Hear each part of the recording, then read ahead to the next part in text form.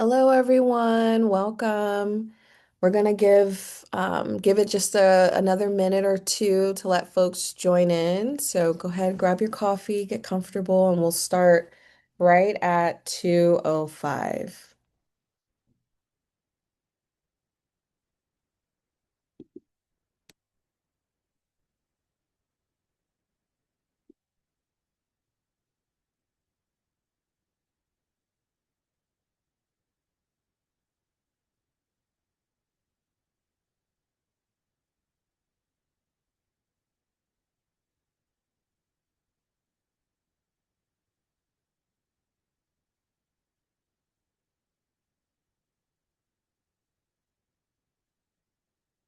All right. You folks joining. Okay, let's get going. Welcome to the California Civic Media Program Train the Trainer webinar. I'm Kiana. I am the Journalism Sustainability Director at the James B. McClatchy Foundation, and I'm so glad that you all are here. The goal today is to get you fluent enough in the program, from the eligibility to the application to the timeline and the supports that we are going to be offering applicants throughout this process, with the hopes that you can take this information, turn it around, and walk to your organization, the organizations in your regions and in your networks with confidence. So think of this as a session to equip you on all things CMP, for the benefit of your networks. A few housekeeping notes. We're going to keep everyone muted to cut down on background noise and to help us get through the webinar within the hour. We are recording and we will make this webinar live post the webinar. And we'll share the slides as well so that you have the full resource. Drop your questions in the chat or in the Q&A as they come up, and towards the end, we'll hold a dedicated Q&A, and we'll be tracking all questions so that nothing gets lost. We want to go to the agenda just to quickly ground everyone in what we'll talk about today. I'm going to hand it over to Priscilla shortly. She will give you a welcome into the program, and then from there, we'll go over the program overview, including timelines and who to contact for what. Blake from GoBiz will take you through the program guidelines, as well as Rusty from Journalism Funding Partners through the eligibility and what is a journalist. We'll then hear from Lucy, who is here from Temelio, which is our application platform. And she will walk you all through the application portal and walk you through how to take the eligibility quiz and how to register your organization for the program and for the application. And then we'll talk a little bit about the supports and the technical assistance that we are going to be offering applicants, and as well as the resources that we will be offering you in order to help get the word out. With that, I want to pass it over to Priscilla Enriquez. Thanks, Kiana, and hello, everyone. Welcome to almost 100 attendees. First, I'd like to acknowledge your patience in seeing this through, your support, input, guidance, and curiosity, your partnership reflected by your presence today, and your loyalty to democracy, your newsrooms and journalists, and to your own communities. This Civic Media Program team has been knee-deep in listening and learning and doing our best to honor the legislative goals of the Civic Media Program. The realities of today's constantly changing news landscape and the diverse geography and communities of California. I'd like to extend several thanks to Blake Kaiser-Lack and the team at GoBiz for their strategic guidance, to the James B. McClatchy Foundation team and Kiana Williamson and Madeline Porter for co-creating the architecture of this program, to Rusty Coates at Journalism Funding Partners. They are my partner at Google TPA, for his sage and often witty partnership, and to the rest of our team that spans communication to evaluation to grant making support. I want to personally thank everyone involved for making a comprehensive program that puts the applicant at the center of this process, chock full of technical assistance, real-time Q&A, and a user-friendly portal where you can start, save, review, edit, and submit your application. Today, we will walk you through the contours of the program model, important timelines, and how to access social media and communications toolkit, how to take advantage of the technical assistance, and more. And lastly, because this is a new process, we are all in this together. Collectively, we will learn a great deal about the California news landscape like never before, and we absolutely need your partnership in helping get the word out about this landmark opportunity. Thank you all in advance, as you are all key leaders in the news space, with labor representing journalists, publishers and editors running news organizations, affinity or membership networks building the field, philanthropy with news and media grantees. Your constituents are the likely grantees. This is a real boost for them, and we need your help in casting a wide net. And a reminder to post your questions in the Q&A box. And with that, I'd like to close with our guiding North Star, the legislative goals, which are written in statute and serve as a solid reminder why this program matters. The first goal is to enhance the public good by supporting a robust, dynamic California press corps and reinforcing journalism's vital role in our democracy. The second is to empower Californians by fostering greater understanding of and access to information about their communities and governmental structures. Third, ensure the sustainability of existing and new online publications with an emphasis on community-facing journalism. Four, support California-based state and local news organizations, particularly those serving underserved and underrepresented communities. And lastly, five, strengthen journalism that facilitates social integration, promotes civic engagement, and addresses inequalities among underserved communities. And with that, the next slide, please. And I think it's back to Kiana. Thank you. Yes, thanks, Priscilla. Okay, we can go to the next slide. So to zoom out and to take a 30,000 feet, we want to orient you on the timeline of the program in its entirety. This week we've launched, and we'll talk a little bit about what that means in the next slide, but just to give you an overview, July 6th, the full applications will become available. And so starting July 6th, folks will be able to submit applications. Um, Folks will have 6 weeks about to fill out applications before they close on Friday, August 21st at 12 noon, which will be the final deadline. And then we will work over the fall to review applications and to announce awards and disperse them. Next slide. So, what does it mean for the program to have launched? It means that our website is now live. You can visit cacivicmedia.org, and it has all of the information about the program. You're able to fully download our program guidelines. We've created a booklet for you all and for applicants that walks you through the program start to finish, including what narrative questions are in the application. And so it is a really useful resource. Second, we've launched the eligibility quiz. And so that is to just help guide organizations to determine if they are eligible for the program or not. Once you pass the eligibility quiz, which you'll see later in the Temelio walkthrough, you will then be guided to create a Temelio account and then pre-register, which is basically the first part of the application. It'll stop you after the organizational information, and then come July 6th, you'll be able to continue on into the pro rata and the narrative sections of the application. Finally, we have our newsletter and our webinar signups that are now live on the website. And so the newsletter is mostly for applicants looking for information into the program. And so we suggest that folks sign up for the latest information on the California Civic Media Program, as well as signing up for the webinars that are for the applicants. We will have 3 of those. And the first one will be on June 30th, and then the second on July 7th, the day after the application launches.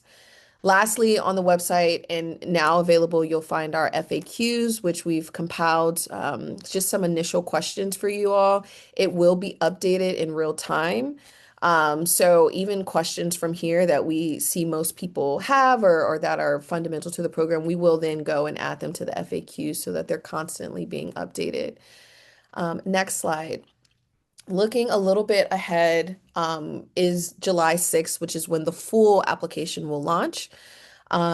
Starting then as well on July 7th, we'll have our applicant webinar, and then that following Tuesday and every Tuesday until the week that applications close, we will have an office hours technical assistance one-on-one Zoom that folks can register for, and myself and Madeline will likely be the two on, and we will answer questions directly from applicants about their application.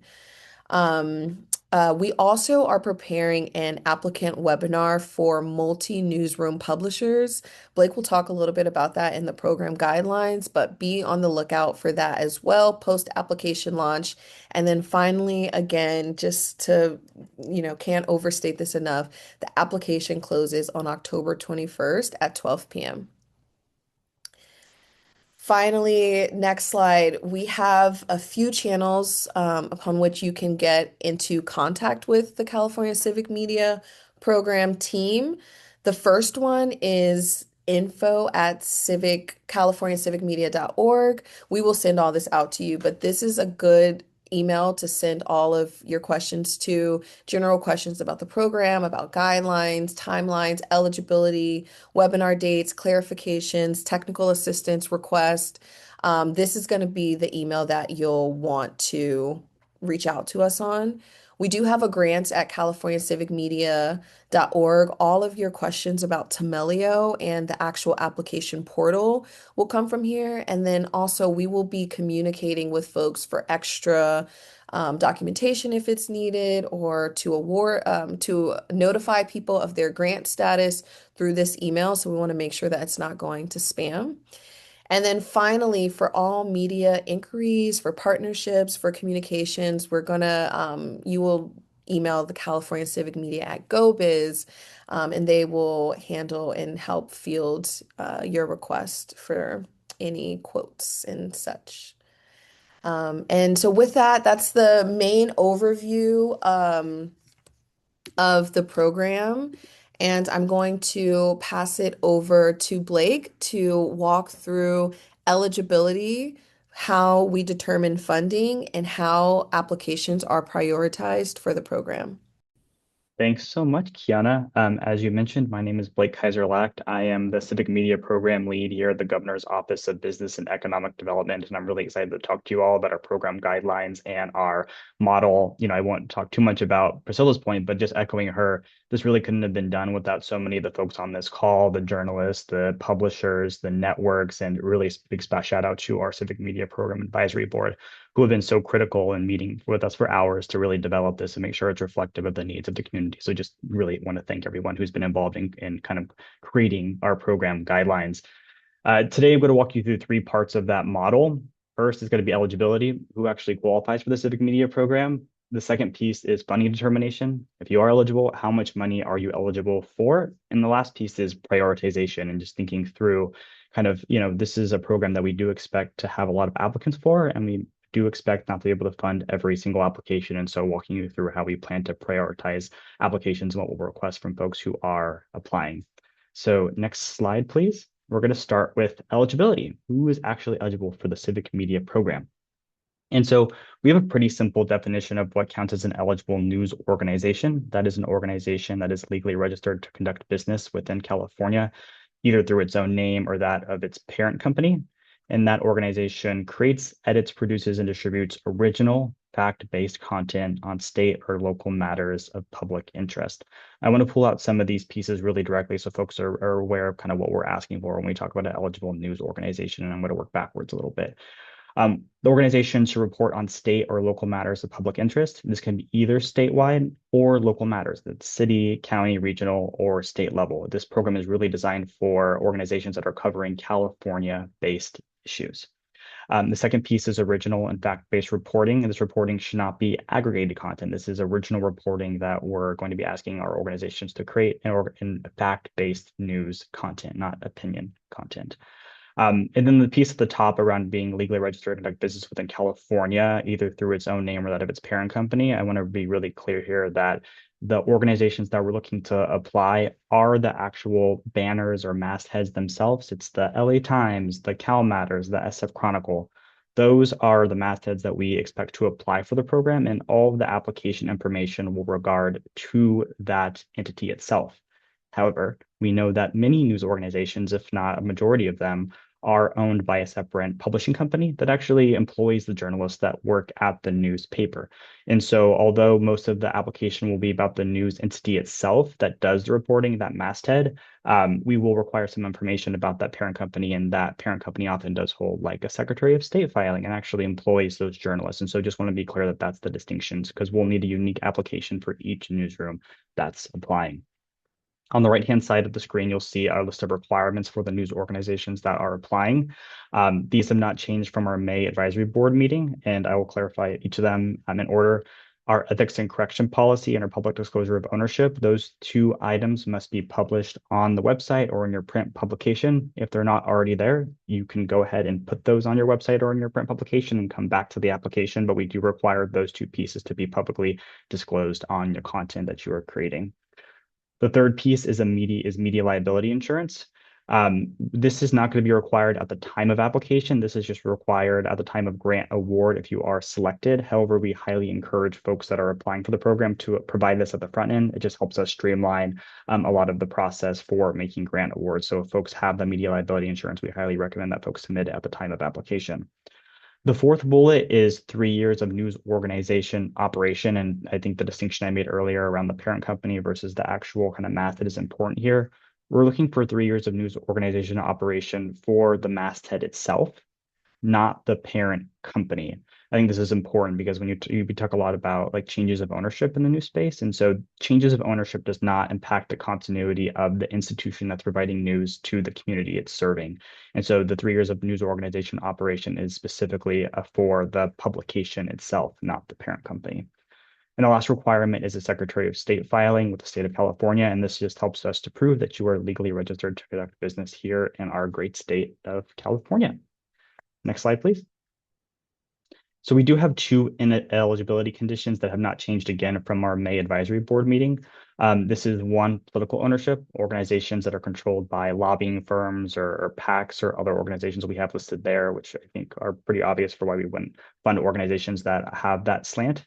And the second piece is broadcast organizations. And I want to be kind of specific here that entities whose principal business is in the distribution of audio or visual programming to the public through broadcast, cable, satellite, internet-based streaming services. This specifically is for the principal business operations. So news organizations that have some audio or visual reporting, they are eligible for the program. Organizations who predominantly provide this kind of service to their audiences are not eligible. I just want to make sure that the distinction is clear for applicants. Next slide, please. So that is overall kind of who's eligible for the program. And next, we're going to move to talking about kind of if you are eligible, how much funding are you eligible for? Next slide, please. And so our team has divided the funds into two different funding pools.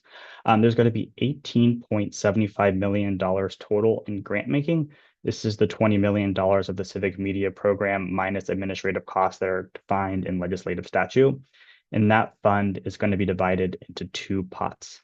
The first is a $16.25 million allocation distributed through our pro rata or headcount formula based on how many journalists the organization employs. And the second piece is our needs-based adjustment, $2.5 million for that pool, which is really designed to help adjust the headcount award for organizations whose headcount may not truly reflect the impact that they're providing to their community through their reporting. Lastly, no matter what funding pool you get, there is a $250,000 program cap per news organization. And this cap is designed specifically for the applicant, the news organization, not the parent company. This is the news organization specifically that the cap is designed for, whether that's from the pro rata fund or from the needs-based adjustment. There will be a cap of $250,000 per news organization. Next slide, please. So for the Pro-Rata Journalist Fund, we have $16.25 million dedicated to this fund. And you are going to eligible for funding based on the number of journalists you employ. So for the first 5 journalists, what we're calling full-time equivalents or FTEs, you'll see that terminology a lot on our program application guide.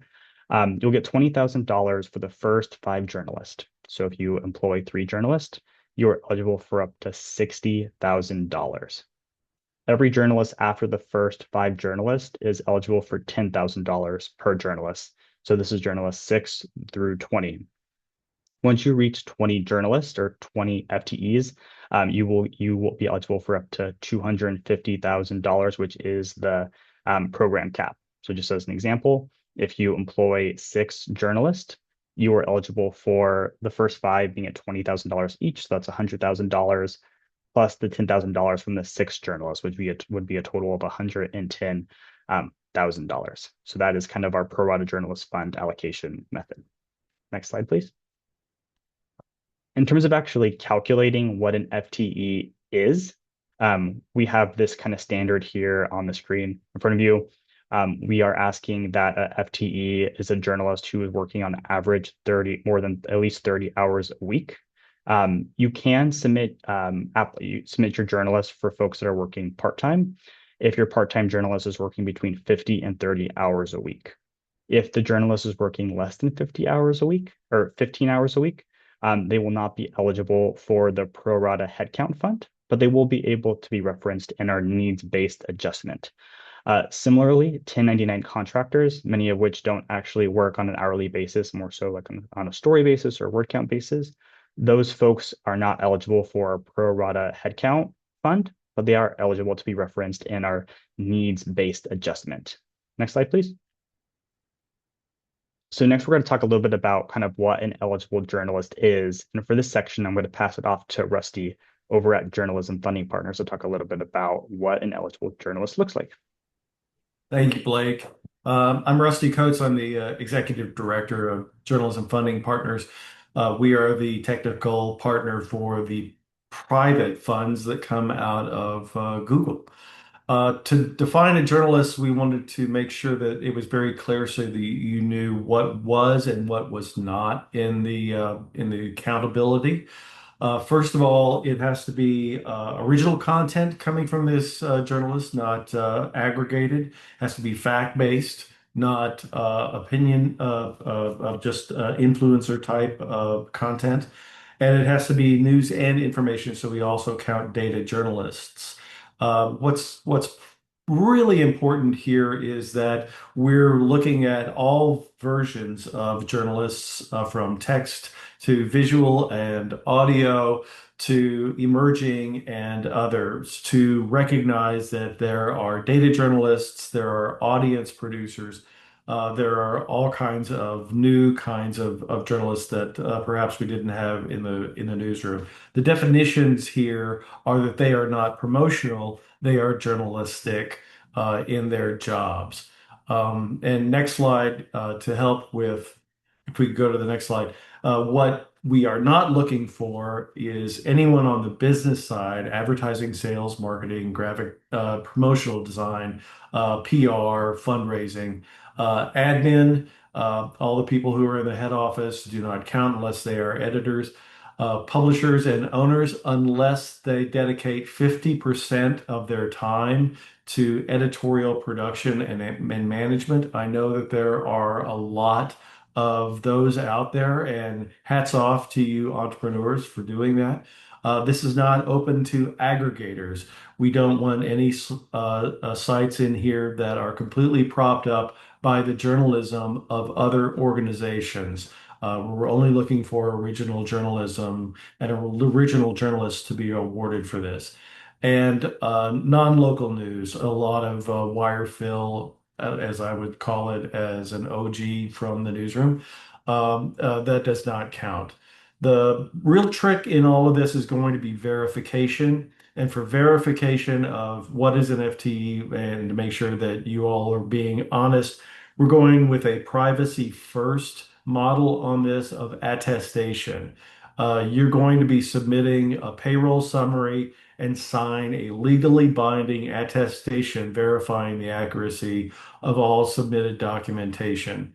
Believe me, we went through a lot of different models for this. This is the cleanest, and this is the one that makes sure that the privacy of the journalists themselves is maintained.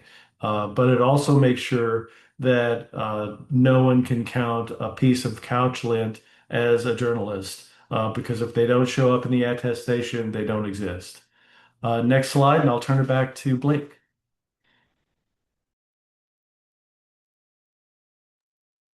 Sweet. Thank you, Rusty. I appreciate that overview. And I just want to kind of point out one specific piece about the journalist entry as well, is that for folks that are entering their journalists, it'll be at the time of application. So it'll be that point in time as you were actually applying for the program that you will count your journalist. But moving on, so that was a kind of encapsulation of our pro rata journalist fund. And the second pool of funding, which is a bit of a smaller amount, $2.5 million for our needs-based bonus pool. As folks go through the application process, this will be an optional question on the application because some folks won't need to answer it if they've already capped out the program. And it'll basically ask you, how does your headcount award reflect the scope and impact of your reporting? If the answer is no, you can answer this question to describe that a little bit more about maybe how your reporting does do that, right? Do you employ a lot of contractors that are doing a lot of work that aren't captured in the headcount model itself? Is it the part-time workers?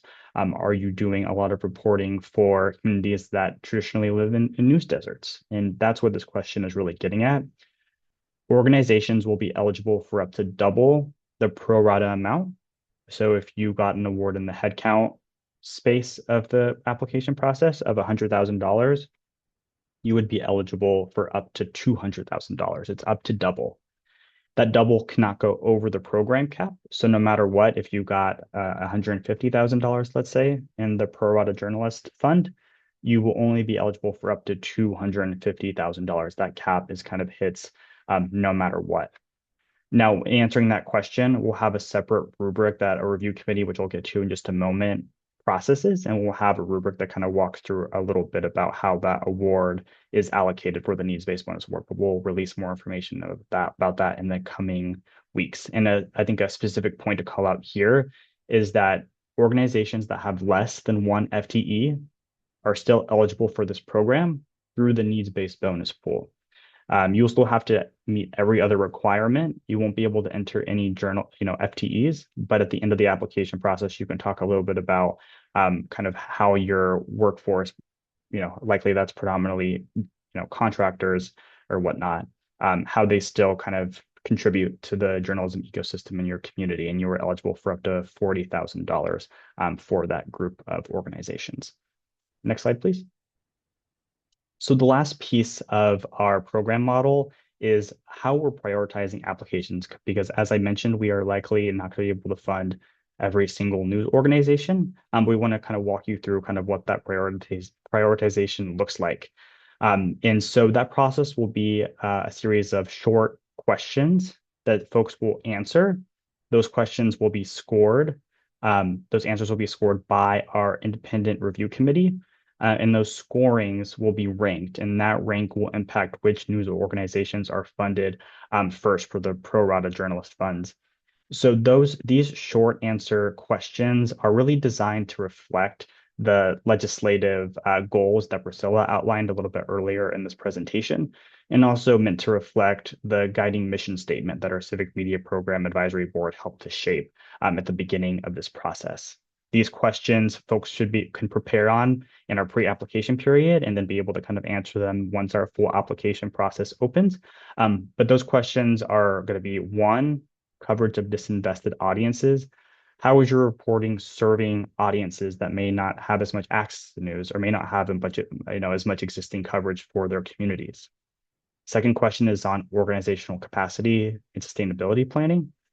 We know that newsrooms across the state of California are struggling right now. It's challenging to be a newsroom, and we want to hear a little bit more about how your organization is being creative, planning for the future, and thinking through ways that they're planning to provide reporting to their audiences for years to come, and kind of learning a little bit more about the organization in that way.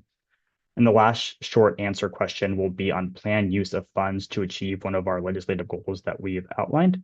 So folks will be able to choose one or multiple of the goals and talk a little bit about how they would plan to actually invest the funds to expand coverage for their communities. As I mentioned, we'll have a rubric that folks can reference when answering the question so they can get a better sense of what our review committee is looking for. That rubric will be released in the coming weeks before applications open. And we'll have a review committee which actually processes all of those applications and actually reviews these short answers. This is an independent review committee. GoBiz is not a part, nor the advisory board is part of the actual application process. This will be kind of an independent review committee that's separate from GoBiz and the advisory board. Next slide. And so another piece of the prioritization, in that earlier slide, I mentioned that applications will be ranked by score, and applications will be funded based on score until funding is depleted. And we have a little bit of a separate piece of prioritization called our geographic allocation. This isn't a part that we're focusing on for the most part for some of our applicants. We want to focus on all the other pieces on the application process with people. But we do want you to be aware that this is also a factor of prioritization as well, our geographic allocation. So what we have done is divided the state into 13 regions based on the governor's California Jobs First initiative, which we'll talk about in just a moment. But each of those 13 geographic regions will receive $250,000 each, which is $3.25 million total of program funding, kind of as a set aside. Each of the applications within those specific regions will be able to compete exclusively for that funding until that funding is depleted or applications are depleted, one or the other. And this is really designed to make sure that each corner of our state does receive some money from the Civic Media Program. We are well aware that $250,000 in Los Angeles will be eaten up very quickly. But we do know that $250,000 will go very far in regions like the North State or the Central Valley. And so we want to make sure that no matter what happens through our application process, that every corner of the state gets some level of funding from the Civic Media Program. And so these regions, just for context, this is kind of our bread and butter here at GoBiz, which were developed from the governor's California Jobs First initiative, which was developed over 3 years with lots of engagement from community members, from businesses and local economies to really carve out the state and create economic visions and roadmaps for each of the different regions across the state that are kind of uniquely distinct in their own ways. And so that's kind of how these regions were developed and how this allocation process came about. But that is the end of the program model. As I mentioned at the top, we have an entire program guide where you can walk through and kind of read through all of this in more detail. And then additionally, you can look on our website for additional FAQs and obviously ask questions on this webinar as well. And these are the kind of Jobs First 13 regions kind of split out. We have that map available as well in our program guide. But with that, I will turn it over to other members of our team to continue the webinar.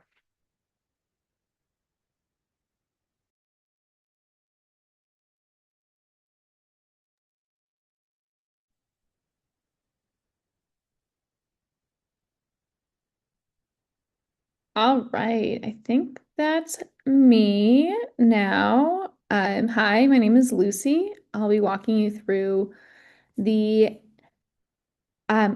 eligibility quiz and the pre-application form. All right, wonderful. So let me share my screen and we will get started.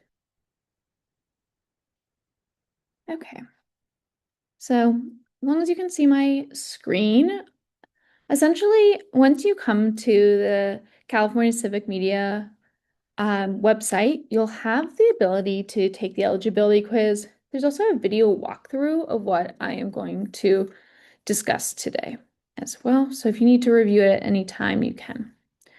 So we start the application by taking an eligibility quiz, which if you hit take eligibility quiz, it will take you to this eligibility quiz screen, which essentially is going to be asking the same questions that we talked about earlier in this presentation about eligibility.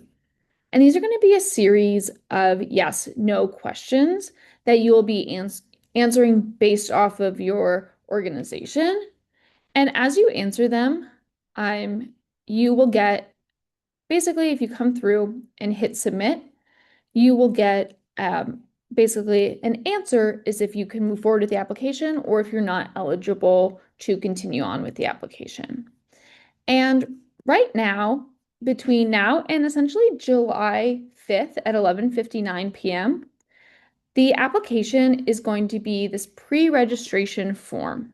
And as we talked about earlier, this is going to be the first part of the application, and it's going to be open to you to sign up, sign in, and start the application. And this is really going to be this first section, section 1, applicant organization information, that will carry over into the general application when that launches on July 6th. So when that launches on July 6th, if you do choose to fill out this pre-registration form, all of your answers will auto-populate into the larger application when it does go live on July 6th. And to get started, you'll be creating a Temelio account. Temelio is the platform that is going to be powering this grant application. And essentially, when you pass, or if you pass the eligibility quiz, you'll have this option to sign in and start the form. Now, you can see the form on this page, but you cannot access it. So if you hit sign in to start form, it's going to take you to this Temelio login screen. Odds are you've never used Temelio before, but if you happen to have an application, you will continue and sign into your account. You can continue with signing in with Google, Microsoft, or your email and password. For the majority of the applicants for this pre-registration platform and the larger application, you'll hit the sign up button. So if it's your first time using the Temelio Grants application software, you will get started on the sign up page. You can either sign up with Google, sign up with Microsoft, or an email and password situation where you can come in and create your account. Now, I have already logged into Temelio, so I'm going to sign back in. The next step is pretty much exactly the same. Either you sign back in with Google, or you sign up with Google or Microsoft or email and password. And then you get to a 4-page onboarding for your user. And within this space, you will click that you are an organization. The application will actually give you an error message if you click that you're an individual. So you'll have to restart the process. So you're going to click it. We are only accepting applications for organizations. And then you'll essentially put in your entity's details. So I'm just going to say, okay, Lucy's newspaper. And then we do have DBA and EIN. These are 2 optional questions. If they do not pertain to you or your organization, please skip them. We'll hit next. And at this point, you can add additional team members. Now, when it comes to adding additional team members, this will be anyone else who you want to be able to access your application. And if, say, you're a larger publisher with multiple outlets, you can create those multiple outlets as users as well, so they can come in and start their own applications too. So you'll be able to create as many team members as you need simply by clicking add team member, where you'll put in their name and their email address. Today, it'll just be me, but I'll hit next. And now I can come in and review the details I just put in, my business name, and my team members. And once I hit complete, we'll be taken back to the California Civic Media Program registration form, and I'll hit Start New Form. Once I've hit Start New Form, it's going to take me into my Temelio applicant portal. And within here, there's a few things I want to call out. We can see that it says saved a few seconds ago. The system will auto-save as you work on the application. However, if you want to ever hit the hard save button, it lives right here in that green box. And we're also going to focus on due date. Now, as we've talked about before, this is the pre-application. So this is going to be due on July 5th at 11:59 p.m.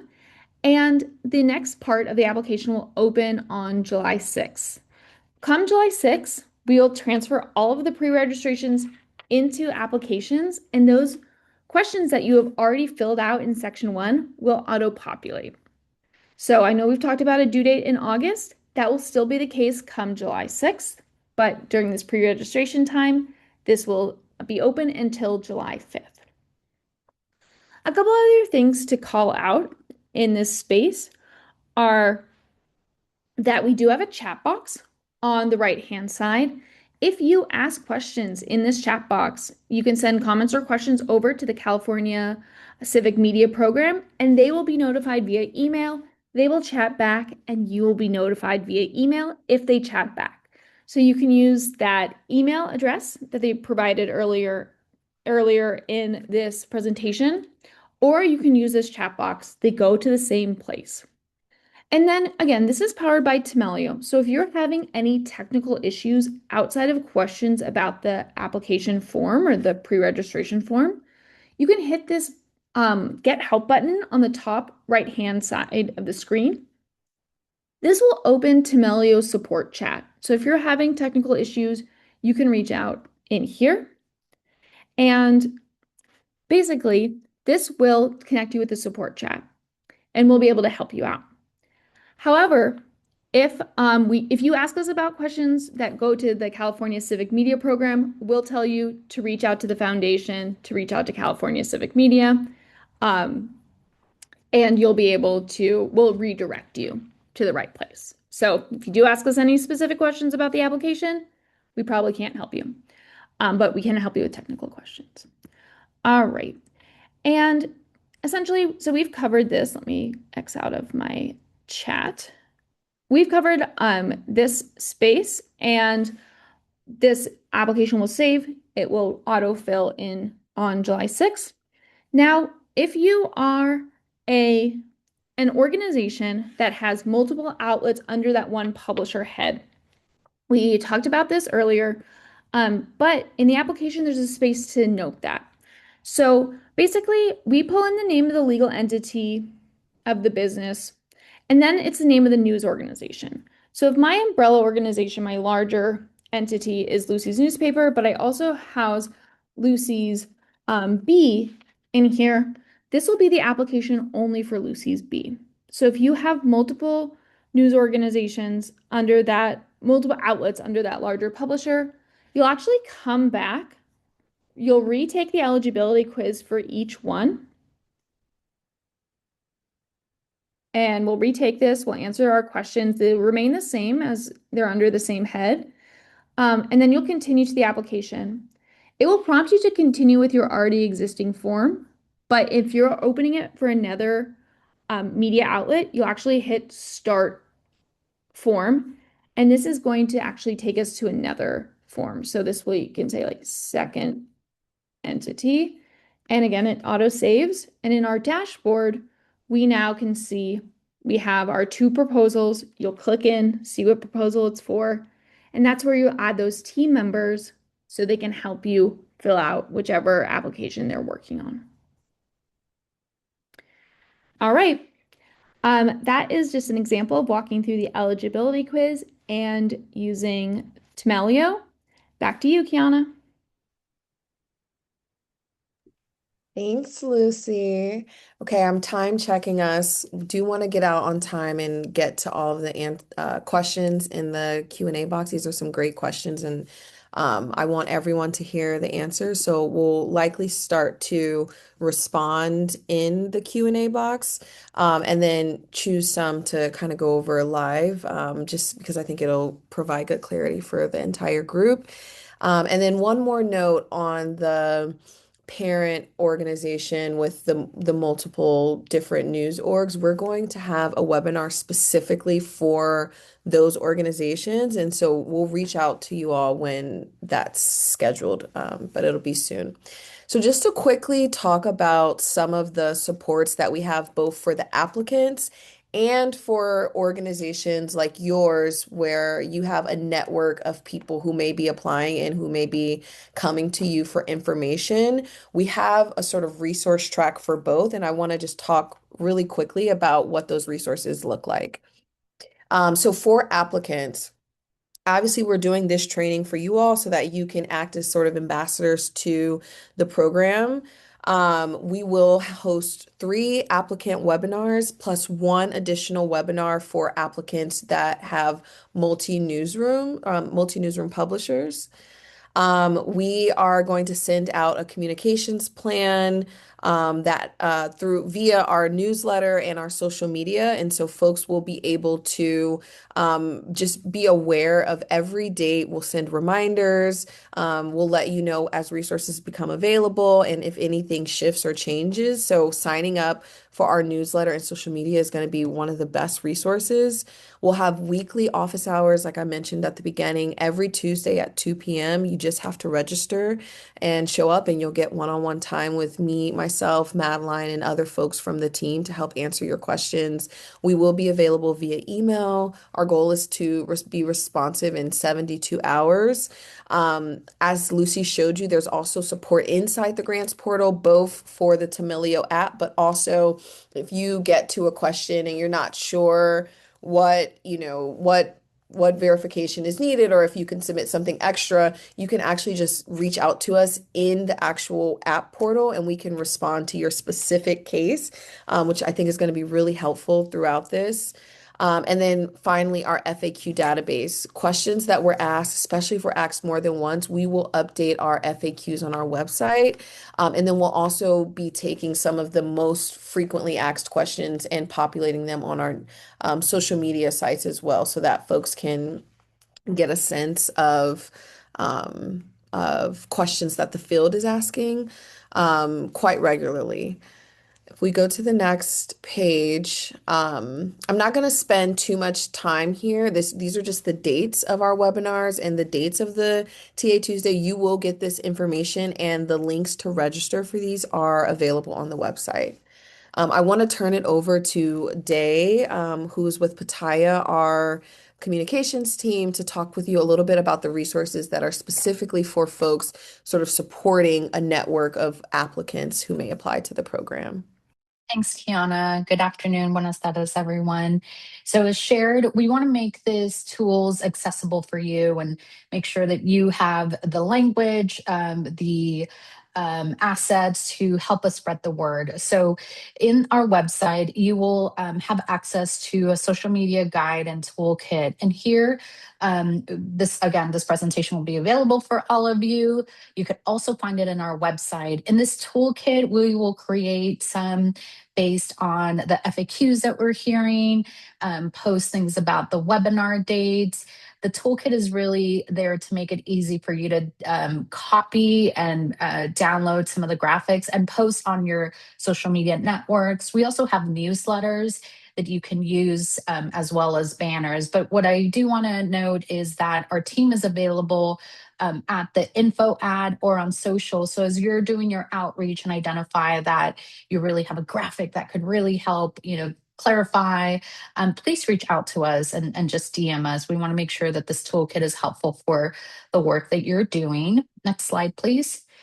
The newsletter we mentioned, if you haven't yet, please sign up when you go to our cacivicmedia.org website. We're really encouraging everybody to sign up. We just sent our first newsletter. This will be a great way to stay up to date. Like we mentioned, we will plan to also share any FAQs that are not in the eligibility guide and keep milestones at bay and reminders for everyone. So again, if you haven't followed us on social, please do so. And any questions, you can go to our website, next slide, and click on the resource page, which is on the top header, and you'll be able to download everything that we talked through. After this webinar, you will have access to some of those tools. And again, this resource page on their cacivicmedia.org website is a great place for you to go back to. And with that, I'll kick it back to Kiana. Okay, awesome. Thank you so much. We are running up right up to time. And so what our team is committed to doing with our Q&A function, we will continue to answer the questions through this webinar, but we will also take all of these questions, answer them, and provide them to you in a document as a follow-up to this call, just because we weren't able to get to everything. But finally, I know we went through so much information. We will make sure that you have all of this. I want to leave with the three calls to action that you can start to encourage newsrooms in your network to take. And if you are a newsroom, to take them yourself. And if you do these three things, you are in the loop of the program and you are in a good spot. So the first one is to direct folks to take the eligibility quiz.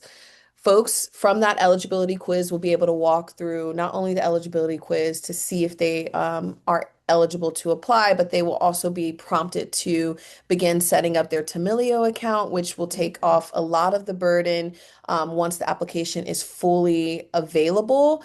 And then as well as fill out the first part of the application to just sort of get it out of the way.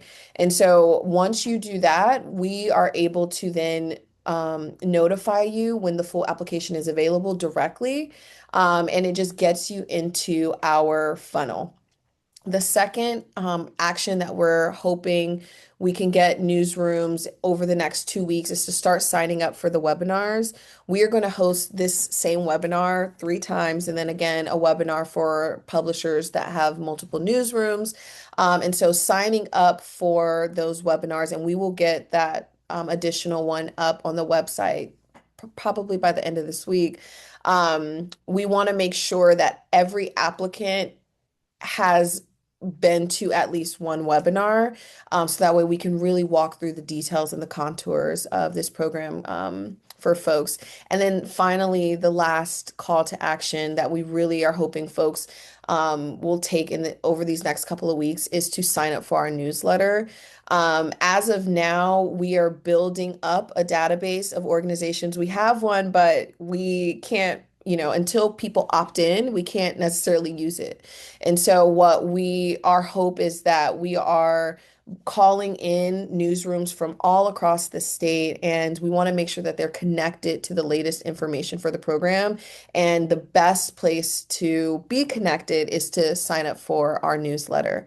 And so if we are able to have folks sign up for the newsletter, sign up for a webinar, and start that journey of the eligibility quiz, they will be in a good shape for once the full application launches on July 6th.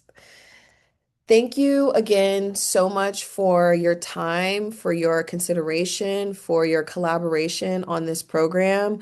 We are really excited to support the applicants through this journey and through this process, and hopefully all the way until grant awards are announced and make it into folks' accounts. And we appreciate your support and your help with informing your network of all the resources that we have available to make that journey as smooth and as simple as possible.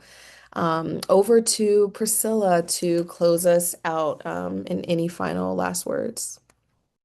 Oh, no, just thanks to everyone. I know it's a lot of information, and we will follow up with these are great questions. Honestly, these are really great questions. And we will follow up on the website under the FAQs.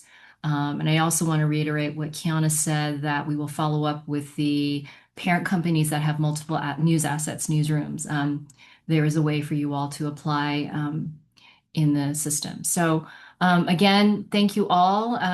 This is an amazing opportunity for everyone, and we really, truly look forward to working with you in partnership. And feel free to reach out to us at the email that was shared earlier. Is it info@cacivicmedia.org? All right. Thank you.